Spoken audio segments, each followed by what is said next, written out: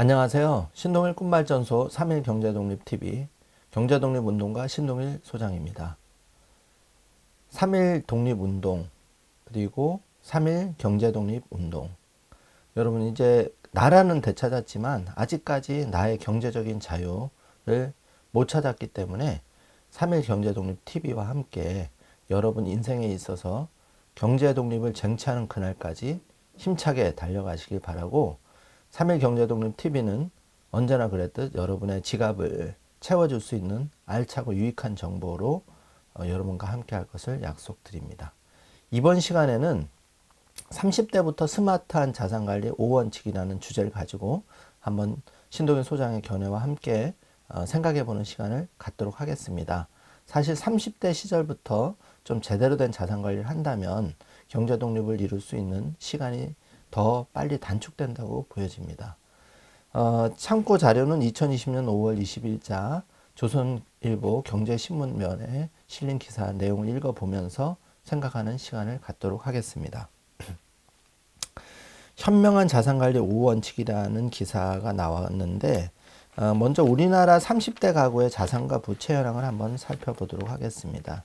2018년과 2019년 대비해서 총 자산은 2018년 3억 1,503만 원이었는데 2019년에는 3억 2,638만 원으로 3.6% 증가되었고, 반면에 부채는 8,088만 원에서 8,915만 원으로 약 10%가 증가가 되었습니다. 부채를 차감한 금융자산은 오히려 2018년 2,566만 원에서 2019년에는 1,792만 원으로 무려 30%가 감소되었습니다. 매우 심각하죠.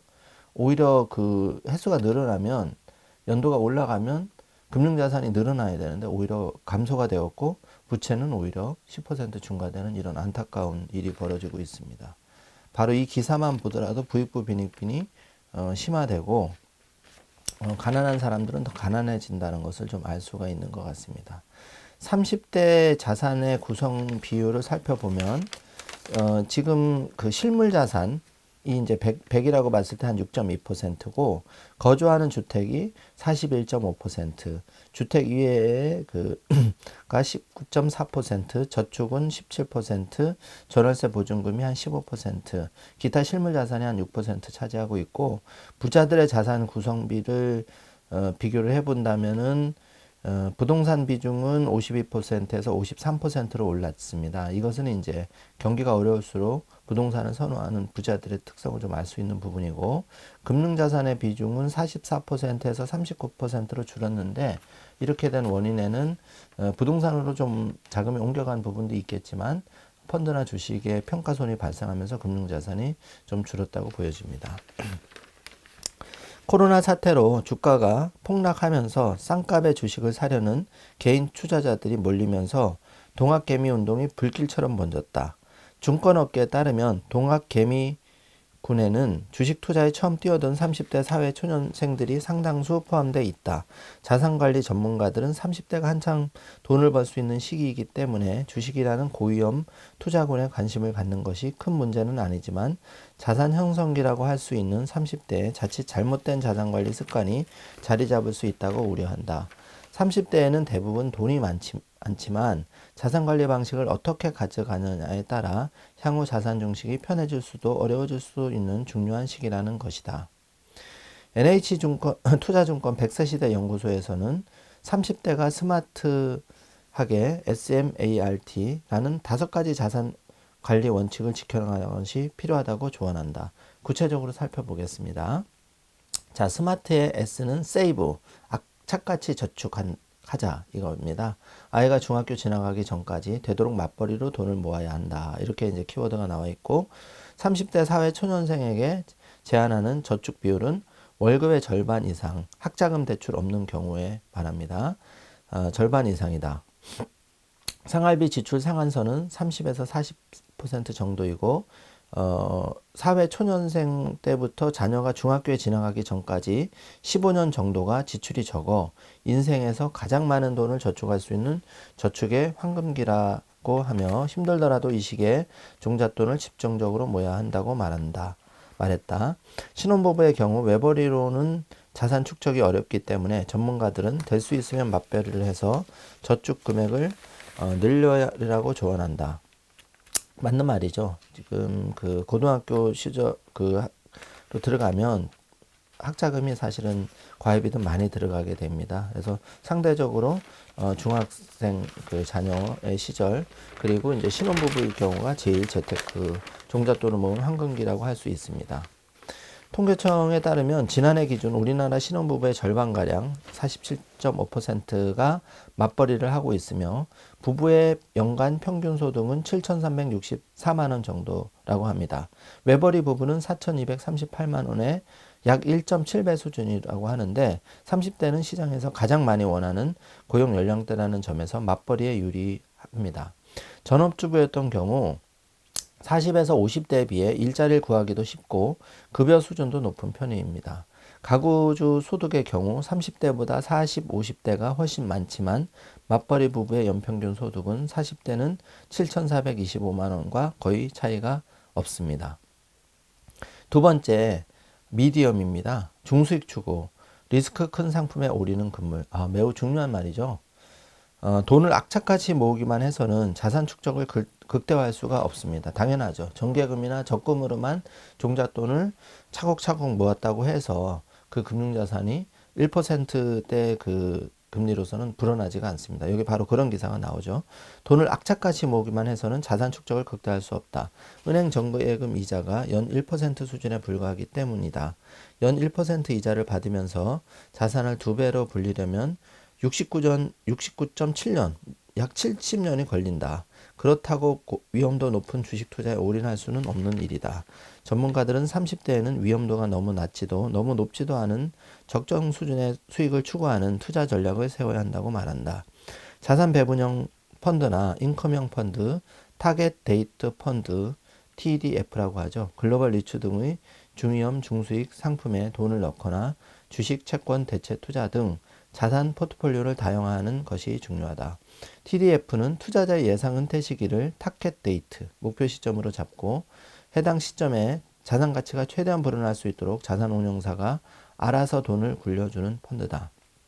투자자가 별도의 운영 지시를 내리지 않아도 국내외 주식은 물론이고 채권, 예금, 부동산 등 다양한 자산에 분산 투자하는 효과를 거둘 수 있다. 자, 세 번째, 알로케이션, 자산 배분입니다.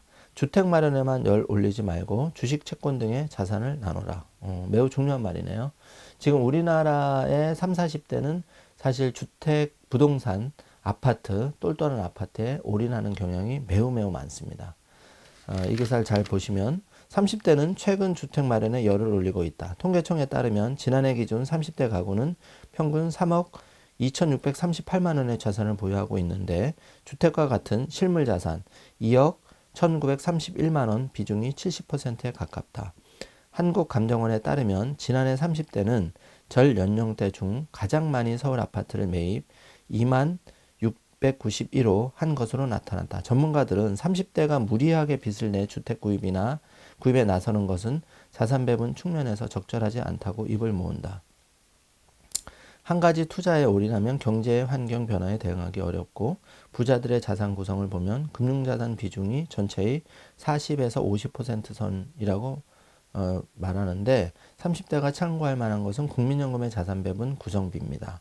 지난해 기준 국민연금은 국내 채권 43%에 가장 많은 자산을 배분했고 이어 해외 주식의 22%, 국내 주식의 18%, 대체 투자의 11%, 해외 채권의 4.2%의 순이다.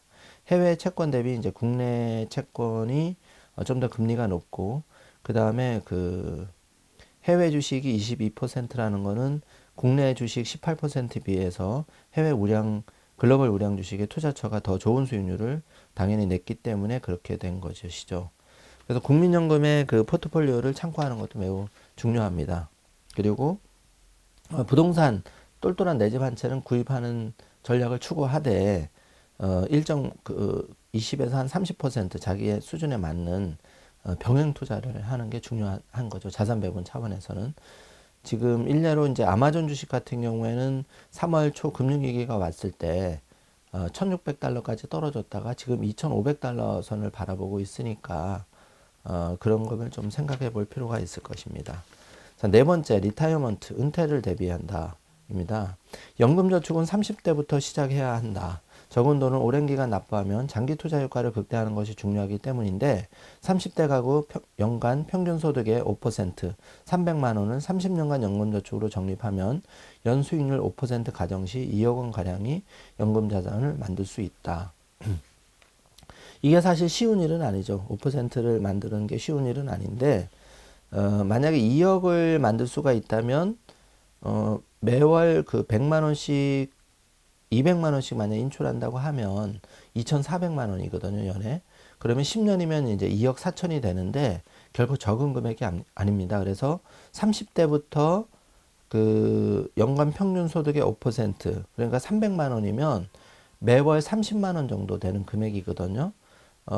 누구나 사실 마음먹으면 이 정도는 할 수 있는 거죠. 이런 돈을 제대로 한 5%를 추가하는 걸 해도 2억 정도를 모을 수 있고, 이거는 이제 60세 이후 은퇴해서 65세 국민연금 받고, 예를 들어서 그 65세 또는 70세에 한 10년 정도만 제대로 200만 원씩 이렇게 해도 굉장히 괜찮은 결과가 나옵니다.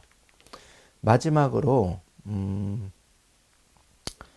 절세 상품을 좀 텍스입니다. 텍스. 절세도 중요한데 정부는 청년들의 자산 형성을 지원하기 위해 금융상품에 다양한 세제 혜택을 주고 있다.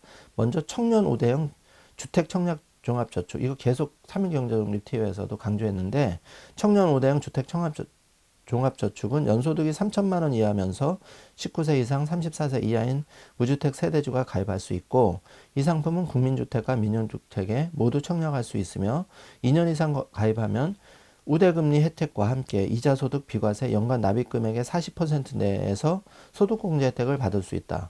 정말 최고의 상품이라고 할 수 있죠. 연간저축과 개인형 퇴직연금 IRP에 가입하면 두 상품을 합해 연간 납입금액 700만 원까지 세액공제 혜택을 받을 수 있다는 점도 기억해야 한다. 총 급여액이 5,500만 원 이하인 사람은 16.5%, 최대 환급액 115만 5천 원을 5,500만 원이 넘는 사람은 13.2%인 최대 환급 금액 92만 4천만 원의 세액공제 혜택을 받을 수 있다. 여기서 제가 중요한 팁을 하나 드릴게요, 여러분. 지금 그 퇴직연금 제도가 있습니다.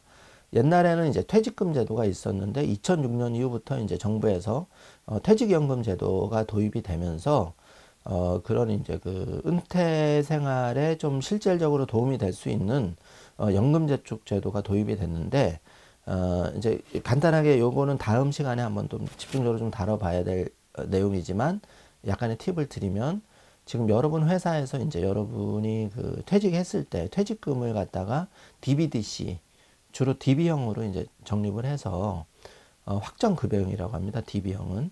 그래서 정기예금이나 이렇게 이제 안전하게 운영을 해서 12분의 1, 그러니까 이제 퇴직금이 근속연수 곱하기 그 정해진 퇴직금을 이렇게 지급하게 돼 있는데, 보통 그게 이제 그 3개월 평균 급여가 만약에 1,000만 원이다 그렇게 하면 그 1,000만 원에 이제 근속연수 해가지고 대략 한 13년 했다 그러면 1억 3천, 만약 500만 원이다 그러면 그 6,500만 원, 이런 식으로 이제 그 회사마다 좀 퇴직금 그 율이 좀 다르겠지만 받는 이제 퇴직금이 있고, 그 다음에 이제 그 개인형 IRP라고 내가 스스로 이제 퇴직금 제도를 이용해서 적립하는 형태가 있는데, 방금 신문 기사에서 그 얘기한 이 그 세액공제를 받을 수 있는 연금저축형 상품에 최대 1,800만 원까지 여러분이 불입할 수 있거든요. 그게 이제 그 회사에서 불입하는 개인형 IRP